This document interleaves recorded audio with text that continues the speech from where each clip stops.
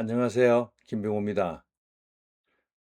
PM이 프로젝트 실전에서 가장 힘든 것 중에 하나가 고객 또는 이해관계자의 요구사항 변경입니다. 그러나 그 요구사항 변경의 진실은 무엇일까요? PM은 고객의 요구사항 변경이라고 하지만 실제로는 PM의 오해 또는 오류인 경우도 많습니다. 프로젝트 후반부에 흔히 볼 수 있는 모습입니다.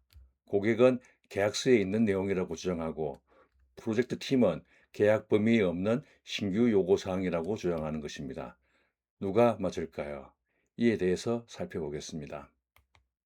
이번 영상에서는 요구사항 변경의 이유를 오해, 오류, 요구 변경으로 나누어 살펴보고 성공하는 변경 통제의 특징에 대해서 말씀드리겠습니다. 요구사항 변경의 발생 원인은 처음부터 잘못 이해하는 오해가 있습니다. 고객은 A라고 의도했는데 프로젝트 팀은 B라고 이해하는 경우가 여기에 해당합니다. 처음부터 잘못 정의하는 오류가 있습니다. 고객과 프로젝트 팀 모두 A로 이해했지만 실제는 B인 경우가 여기에 해당합니다. 시간이 지나면서 고객의 상황과 판단이 달라지는 요구 변경이 있습니다. 최초 고객 요구는 A였지만 B로 변경되는 경우입니다. 오해로 인한 요구사항 변경입니다. 고객의 의도는 A였는데 프로젝트 팀의 이해가 B인 경우입니다.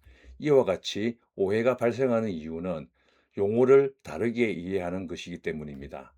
예를 들어서 요구사항 완료에 대한 정의를 개발팀은 테스트 완료까지 하면 완료로 생각했지만 고객은 고객 확인까지 해야 완료로 이해하는 것입니다.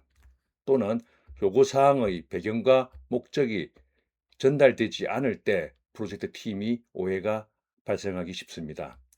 예를 들어서 고객 문의 사항을 진행하는 조회 화면을 개발할 때 개발팀은 그 진행 사항은 일반적으로 접수, 진행 중, 완료로 구분하는 것이기 때문에 그렇게 판단한 반면 고객은 내가 문의한 것이 언제 끝나는지 그 예상 완료일이 궁금한 경우가 여기에 해당합니다. 고객 요구사항을 전달하는 과정에서 단계가 많으면 정보가 축약되거나 왜곡되기도 합니다. 예를 들어서 개별 사용자들의 요구사항을 고객 측 대표가 이를 수집하고 이를 PM에게 전달하고 개발자에게 전달한다라면은 그 과정에서 많은 정보가 축약되거나 왜곡될 수가 있습니다. 마지막으로 요구사항 문서를 읽는 사람의 관심에 따라서 선택적으로 기억하거나 선택적으로 해석할 수가 있습니다. 예를 들어서 고객에게 답변 후 일정 기간 확인이 없으면 그 문의를 자동으로 종료하고 고객에게 종료 메일을 발송한다라는 요구사항 문서가 있을 때 자동 종료와 정상 종료를 구분할지 한다면 어떻게 할지 자동 종료 후에 고객이 답변 가능하도록 할지에 대해서는 요구사항을 제시하는 측과 요구사항을 개발하는 프로젝트 팀이 오해할 가능성이 높아집니다. 오해는 양측의 공동 책임인 경우가 많지만 객관적으로 판정할 3자가 없기 때문에 힘의 논리로 문제를 해결하는 경우가 많습니다. 오해로 인한 변경 대응 시 유의사항입니다. 먼저 PM은 고객의 잘못으로 성급하게 단정하지 않아야 합니다. 그리고 고객의 의도를 고객의 입장에서 객관적으로 확인해야 합니다. 또한 오류가 발생한 내용의 문장 수정에 그치지 않고 그 업무를 상세하게 파악하고 예외 조건을 구체화해야 합니다. 그리고 요구사항 문서와 회의록을 고객과 함께 검토해야 되는데 이때 수정된 요구사항을 양측이 각각 자기 입장에서 설명하고 서로 쌍방이 일치하는지 확인하는 과정이 필요합니다. 예를 들어서 수정된 요구사항이 담당자가 고객 문의에 대해서 답변을 등록하면 문의 상태를 답변 완료로 변경한다. 이후에 고객이 해결되었다고 확인하면 최종 완료로 변경한다.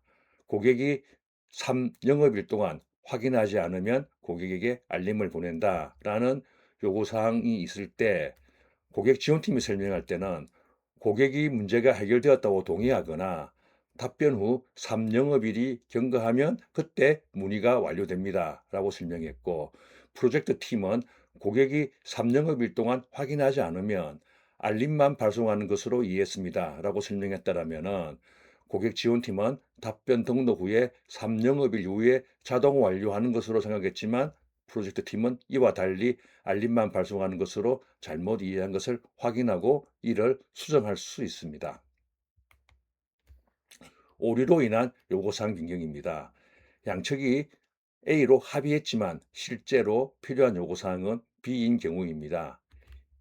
이와 같이 오류가 발생하는 이유는 업무 프로세스를 충분히 분석하지 않는 경우에 발생할 수 있습니다. 예를 들어서 배송 전에 취소하고 환불 프로세스는 기본인데 이러한 것들을 누락하는 것이 여기에 해당합니다. 또한 필요한 정보가 부족한 상태에서 요구사항을 확정할 때도 오류가 발생할 수가 있습니다. 예를 들어서 데이터 컨버전을 할 때 기존 데이터의 형식이나 품질을 확인하지 않고 그때 전체 데이터를 이관하겠다고 약속하는 것은 오류가 됩니다. 그리고 요구사항을 정의할 때 실사용자 또는 업무 담당자가 검토하지 않은 경우 오류가 발생할 수가 있습니다. 고객 지원 포털 시스템 구축을 할 때 고객 문의 진행 단계를 정의하는데 담당자가 불참하게 되면은 고객 응답 대기라는 실제로 발생하는 단계지만은 다른 사람들이 생각하기 어려운 이런 오류가 발생할 수가 있습니다. 정보가 부족하거나 구체화되지 않은 상태에서 중요한 요구사항을 확정하는 오류를 줄이기 위해서는 허용 가능한 마지막 순간까지 요구사항을 최대한 검토하는 것이 바람직합니다. 이러한 요구사항의 오류 또한 원인 제공에 대한 책임이 모호할 경우에는 이 오류를 수정하기 위한 일정 비용에 대한 부담을 누가 할 것인지 이에 대한 논쟁이 발생할 수가 있습니다. 오류로 인한 요구사항 대응할 때 유의할 사항입니다. 오류가 발생한 요구사항만 고치지 말고 분석, 검증 과정의 문제점을 확인하여 프로세스를 개선할 포인트가 있다면 이를 정리하여 조직의 표준 프로세스를 개선하도록 하는 것이 바람직합니다. 그리고 유사한 오류가 발생 가능한 요구사항을 점검해야 되는데 이때 예외사항이나 취소, 복구 프로세스가 누락되지 않았는지 이들을 중점적으로 점검하는 것이 좋습니다. 중요한 오류는 회사에서 관리하는 오류 목록에 업데이트하여 나의 경험을 조직의 경험으로 전환할 수 있도록 해야 합니다. 오해와 오류는 프로젝트 팀의 이해에 따라서 달라집니다. 고객의 요구사항에 대해 가지고 프로젝트 팀이 요구사항을 해석하는데 서로 달리 해석하면 오해가 되는 것이고 동일하게 해석했는데 실제 업무와 일치하지 않으면 오류가 발생하게 됩니다. 동일한 원인이 오해 또는 오류를 발생시킬 수도 있습니다. 모호하고 구체가 미흡할 때 각자 다른 프로세스를 가정하면 오해로 이어지고 모호한 내용을 구체화하지 않고 동일하게 합의하면 오류로 이어집니다. 업무 지식이 부족한 경우 고객의 용어를 프로젝트 팀이 다르게 이해하면 오해로 이어지고 고객과 프로젝트 팀 모두 중요한 업무 규칙을 누락하면 오류로 이어집니다. 문서 중심으로 소통하는데 요구사항을 각자의 관점에서 해석하면 오류로 이어지고 요구사항의 타당성을 검증하지 않으면 오류로 이어집니다. 검토 시간이 부족할 때 동일한 이해 여부를 확인하지 못하면 오해로 이어지고 요구사항 자체의 정확성과 완전성을 확인하지 못하면 오류로 이어집니다. 요구 변경은 최초에는 A로 정의했는데 B로 변경하는 경우입니다. 요구사항이 변경되는 이유는 조직 외부의 상황이 바뀔 수도 있고 조직 내부의 정책이 변경될 수도 있습니다. 고객 지원 포털의 경우 고객이 현재 유효한 계약이 없는 경우 기술 지원 문의 자체를 등록하지 못하도록 하는 것이 내부 정책이었는데 고객 지원 서비스를 강화한다는 쪽으로 정책이 바뀌는 경우에는 현재 유효한 계약이 없더라도 기술 지원 문의를 등록 가능하도록 바꾸는 것이 여기에 해당합니다. 요구사항을 확정한 이후 개발 착수까지 그 시간이 길어질수록 요구사항이 변경될 가능성이 증가합니다.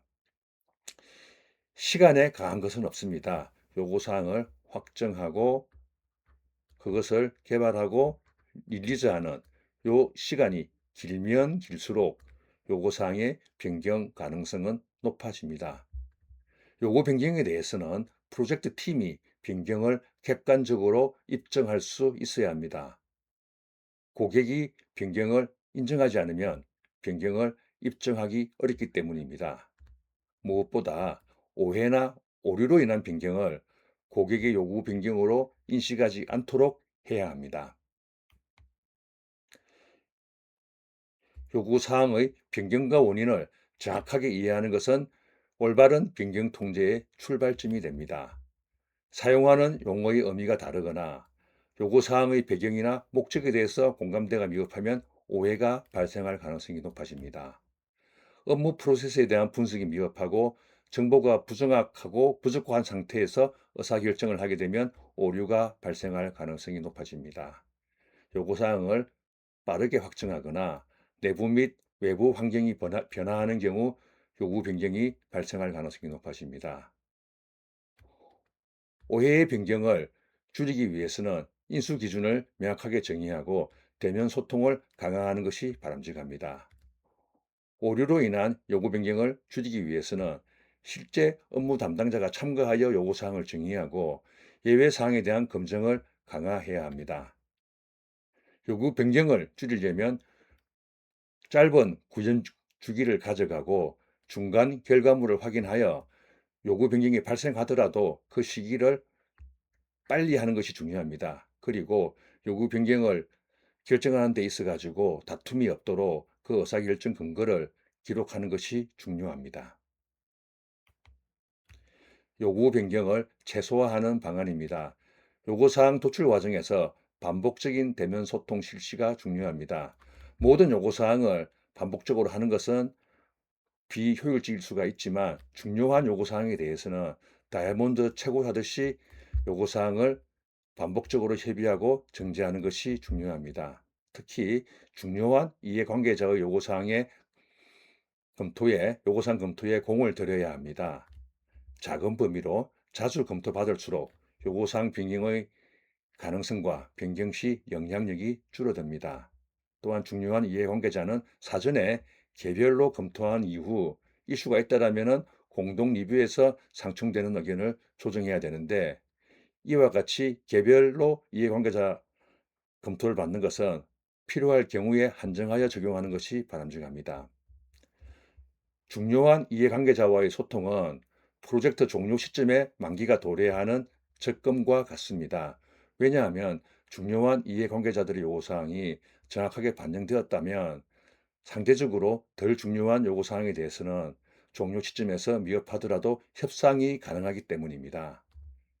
요구사항 확정 이후 실제 구현까지 리드 타임을 짧게 하여 요구사항 변경 가능성을 줄여야 합니다.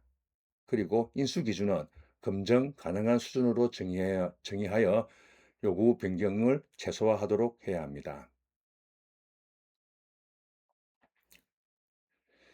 실패하는 변경 통제와 성공하는 변경 통제에 대해서 말씀드리겠습니다.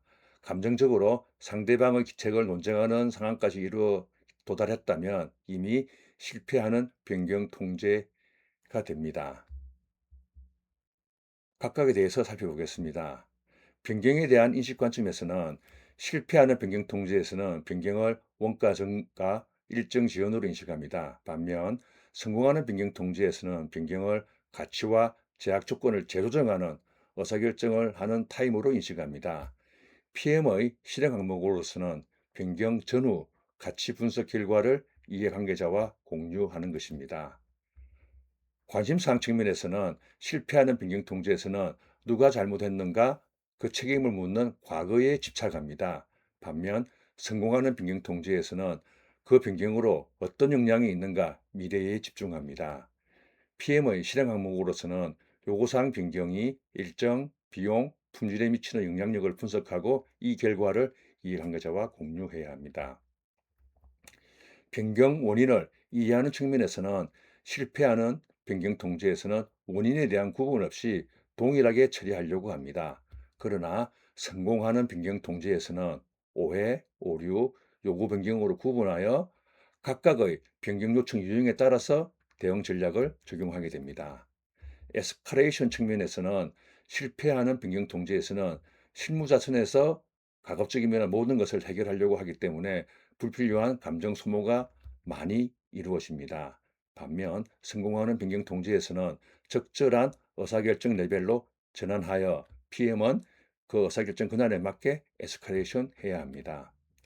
변경 통제 방식으로서는 실패하는 변경 통제에서는 요청을 받은 즉시 수용하거나 거부합니다. 반면 성공하는 변경 통제에서는 일정 기간 동안에 분석한 이후 승인하거나 보류하거나 대안을 제시하게 됩니다. PM은 이에 따라서 변경통제위원회 또는 승인 프로세스를 운영해야 합니다. 성공하는 변경 통제를 위한 팁입니다. 변경하고자 하는 요구사항의 가치를 가장 먼저 판단해야 합니다. 고객의 입장에서 변경 요구사항의 내용과 가치를 확인해야 됩니다. 프로젝트 관리자 PM이 프로젝트 팀의 이익만 챙긴다고 고객이 느낀다면 그 프로젝트는 성공은커녕 끝내기도 어려워지는 경우가 많습니다. 요구사항 변경이 일정, 비용, 품질에 미치는 영향력을 수치와 근거로 제시하여 합리적인 의사결정을 유도하도록 해야 합니다. 상생 또는 절충 방안을 토의하고 결정하는 것이 중요합니다. 개발하지 않은 요구사항의 우선순위를 판단하여 PM이 실행 가능한 대안을 제시해야 됩니다. 예를 들어서 요구사항을 모두 수용한 후 일정을 지연하거나 일부 요구사항은 다음 릴리즈에 반영하거나 우선순위가 낮은 요구사항은 제거하는 것입니다. 악역은 경영층과 같은 제3자에게 위임하는 것도 방안이 됩니다. 그래서 PM은 좋은 경찰에 집중하고 나쁜 경찰, 악역은 다른 사람에게 맡기는 것이죠. 예를 들어서 고객에게 나도 이번 요구사항에 대해서는 충분하게 가치를 느끼고 공감합니다. 그러나 이 모든 요구사항을 수용하는 것은 나의 권한 밖입니다. 나의 경영층과 고객의 경영층이 만나서 협의하고 결정하도록 하는 것은 어떨까요? 이와 같이 이야기하는 것입니다. 기억할 내용 세 가지입니다. 요구사항 변경의 원인에 따라서 대응 전략을 달리해야 합니다. 고객의 요구 변경으로 성급하게 단정하지 않아야 합니다. 요구 변경에 대해서 가치를 판단하고 대응해야 합니다. 이상 설명을 마치겠습니다.